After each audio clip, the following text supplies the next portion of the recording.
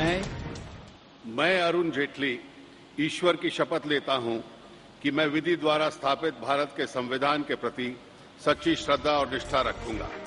भाजपा के केंद्रीय नेतृत्व में कुछ ही नेता ये दावा कर सकते हैं कि वो प्रधानमंत्री नरेंद्र मोदी की आंख और कान हैं। 2002 के बाद के परिदृश्य में जब कभी नरेंद्र मोदी की राह में मुश्किलें बढ़ी, अरुण जेटली ने हमेशा उन मुश्किलों का सामना करने में नरेंद्र मोदी के लिए महत्वपूर्ण भूमिका निभाई। यही वजह है कि पहली बार लोकसभा के मुश्किल महासमर में उतरे 61 वर्षीय अरुण जेटली के लिए परिणाम सकारात्मक न होने के बाद भी प्रधानमंत्री ने उन्हें वित्त, कंपनी मामले और रक्षा मंत्रालय की महत्वपूर्ण जिम्मेदारी सौंपी है। अरुण जेटली जननेता कभी नहीं रहे, लेकिन एक रणनीतिकार के तौर पर पार्टी में उनका कोई सानी नहीं है। यही वजह है कि केवल भाजपा के अंदर ही नहीं, बल्कि अन्य दलों के भीतर भी अरुण जेटली को लेकर बेहद सम्मान है। 2014 के चुनावी महासमर में भी जहां चुनाव प्रचार बहुत हद तक व्यक्तित्व केंद्रित था, अरुण जेटली अमृतसर के अपने चुनावी अभियान से इतर अपने चुनावी डायरी और ब्लॉग्स के जरिए नरेंद्र मोदी के महारथी की बखूबी भूमिका निभा रहे थे।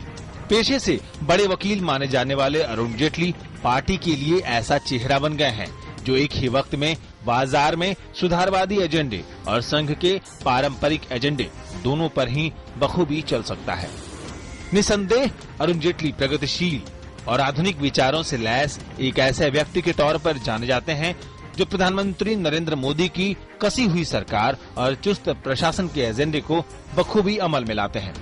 पंजाब के एक ब्राह्मण परिवार से ताल्लुक रखने वाले अरुण जेटली को राजनीति विरासत में नहीं मिली थी। 70 के दशक में अरुण जेटली का राजनीतिक सफर संघ के छात्र संगठन अखिल भारतीय विद्यार्थी परिषद से शुरू हुआ और 1974 में वो दिल्ली विश्वविद्यालय छात्र संगठन के अध्यक्ष चुने गए।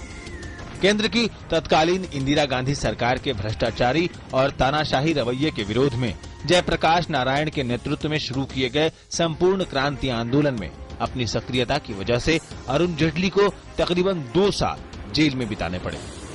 न केवल राजनीति के क्षेत्र में अपनी सक्रियता से अरुण जेटली ने अपनी पहचान बनाई, बल्कि कानून के पेशे में वरिष्ठ अधिवक्ता के तौर पर भी उन्होंने बखूबी नाम कमाया। अटल बिहारी वाजपेयी के नेतृत्व वाली एनडीए सरकार में अरुण जेटली को कई महत्वपूर्ण मंत्रालयों की जिम्मेदारी दी गई। गुजरात में साल 2002 और फिर 2007 में नरेंद्र मोदी के चुनावी प्रचार के लिए भी अरुण जेटली ने महत्वपूर्ण रणनीतिकार की भूमिका निभाकर केंद्रीय स्तर पर उन्हें एक सर्वमान्य नेता के तौर पर खड़ा करने का भी खाका खींचा। जाहिर है, अभूतपूर्व जनादेश प्राप्त करने के बाद सरकारी नीतियों को जमीन पर उतार पाने में उनकी भूमिका आने वाले समय में बेहद महत्वपूर्ण होगी। नितेंद्र सिंह के साथ संदीप झा की रिपोर्ट, डीडी न्यूज, दिल्ली।